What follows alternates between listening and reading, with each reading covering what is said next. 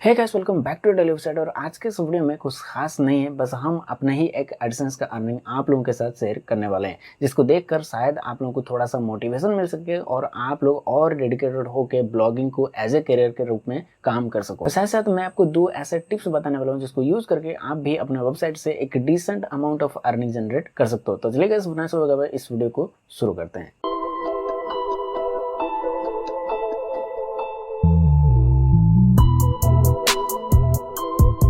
तो वैसे यहाँ पर आप लोग देख सकते हो, ये रहा हमारा लैपटॉप का स्क्रीन और यहाँ पर आप लोग देख सकते हो ये है हमारा एडसेंस का अकाउंट। मैं इसको और एक बार रिफ्रेश कर देता हूँ ताकि आप लोगों को ये डाउट ना रहे कि ये या तो कोई मॉडिफाई किया हुआ है। सो ये रहा रिफ्रेश हो चुका है एडसेंस का अकाउंट। आप लोग यहाँ पर देख सकते हो हमारे इस मंथ का अर्निंग, यानी कि ये पिछले मंथ का अर्निंग जो बैलेंस में ऐड है वो 1700 से ज़्यादा है और इस मंथ का अर्निंग जो है वो अब तक $300 से ज़्यादा हो चुका है। और सीफीसी वगैरह जो है वो उसके तरफ आप लोग ध्यान मत देना और कोई भी कमेंट में या फिर मुझे पर्सनल मैसेज करके ये नहीं पूछना कि आपके वेबसाइट का लिंक क्या है।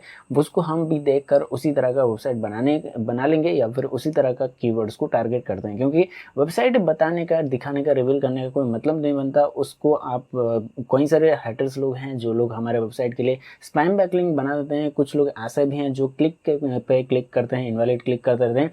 इसको मैनेज करने में हमारा टाइम काफ़ी सारे बर्बाद होते हैं। तो वेबसाइट बनाने का कोई मतलब नहीं बनता और ना ही वेबसाइट बनाने के बाद अगर आप उन कीवर्ड को टारगेट करोगे तो आप लोगों को उसमें रैंक नहीं कर सकते। सो यहाँ पर सिर्फ हम बात करेंगे कि एडसेंस का अर्निंग किस तरह से करना है और आप लोगों को क्या क्या चीज़ें फॉलो करनी है जिसके चलते आप लोग भी अपने ब्लॉग से एक डिसेंट अमाउंट ऑफ अर्निंग कर सकते हो। हालांकि इतना ज़्यादा तो नहीं कर सकते, लेकिन हाँ एक अच्छा खासा अर्निंग कर सकते हो। इतना अर्निंग कर सकते हो कि आपका पॉकेट खर्चा निकल जाए। सो टिप्स नंबर 1, आपका वेबसाइट का कोर वाइटल स्ट्रक्चर। गूगल ये पहले ही बता चुका है कि आपका वेबसाइट का स्पीड आपके रैंकिंग डिसाइड कर सकता है। यानी कि यहाँ पर ये कहा जा रहा है कि आपका वेबसाइट कितना फास्ट लोडिंग होती है, कितना ज़्यादा यूज़र एक्सपीरियंस को बढ़ाता है, यानी कितना ज़्यादा रेस्पॉन्सिव डिज़ाइन के साथ है।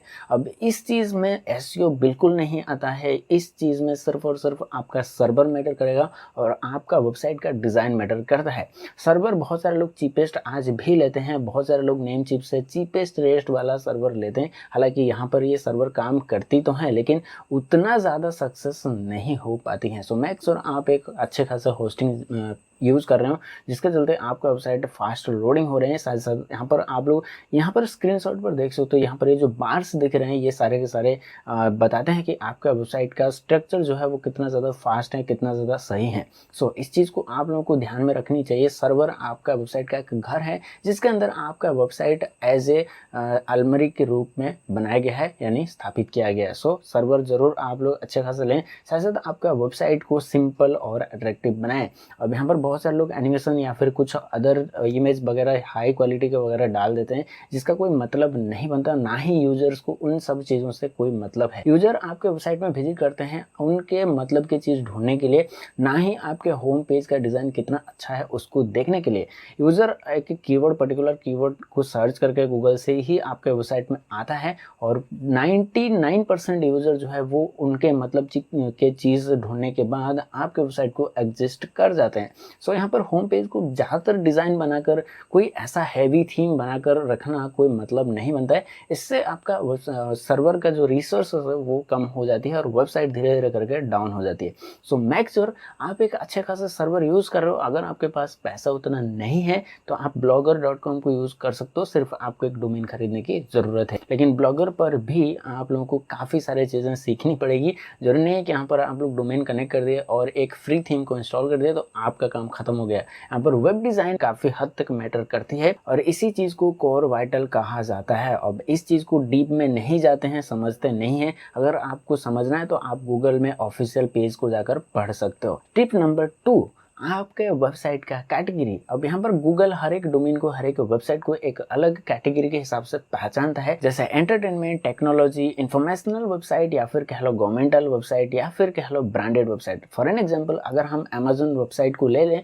तो वो एक ब्रांडेड ई कॉमर्स वेबसाइट है। सेम इसी तरह से अगर न्यूज़ वेबसाइट को ले लो तो गूगल न्यूज़ वेबसाइट को एज ए न्यूज़ पोर्टल के हिसाब से जानता है। और वहीं पर आपके वेबसाइट में अगर इंफॉर्मेशनल कीवर्ड है जैसे हाउ टू या फिर मेक मनी, इस तरह का कीवर्ड है तो फिर आपके वेबसाइट को Google as a informational website मानती है। इसी तरह से दूसरे कई सारे कीवर्ड्स होते हैं जैसे एंटरटेनमेंट या फिर कह लो स्पोर्ट्स गुड या फिर कह लो आपके वेबसाइट में मौजूदा कई सारे अदर आर्टिकल्स जैसे स्टोरीज या फिर वीडियोस या फिर बहुत सारे अलग कीवर्ड्स। सो आपको ये डिसाइड करना है कि आपके वेबसाइट को किस कैटेगरी में आपको डालना है, यानी कि आपको अपने वेबसाइट में ऐसे आर्टिकल्स को लिखने पड़ेंगे जो एक पर्टिकुलर कीवर्ड को टारगेट करता हो। बहुत सारे लोग यहाँ पर मिक्सिंग कंटेंट प्रोवाइड करते हैं जिसका सक्सेस रेट बहुत ही लो होता है या फिर कह लो जीरो ही होता है।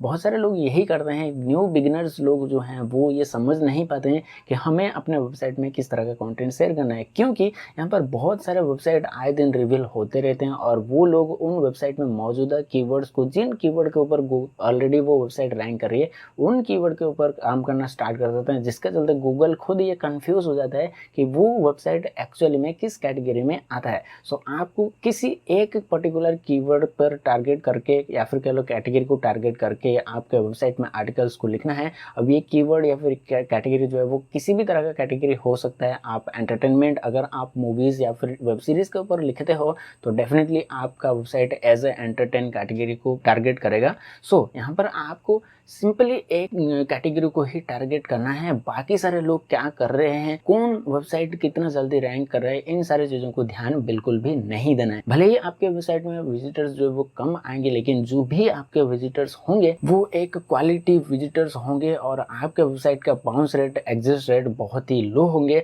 जिसके चलते आपके वेबसाइट में CPC अच्छा खासा मिलेगा, साथ साथ आपको अर्निंग भी अच्छी होगी। अब यही था 2 टिप्स। इसके अलावा भी कई सारे ऐसे तरीके हैं जिसको यूज करके आप अपने वेबसाइट से काफी अच्छा खासा अर्निंग कर सकते हो और easily with in a month आपके वेबसाइट को रैंक करा ले जा सकते हो।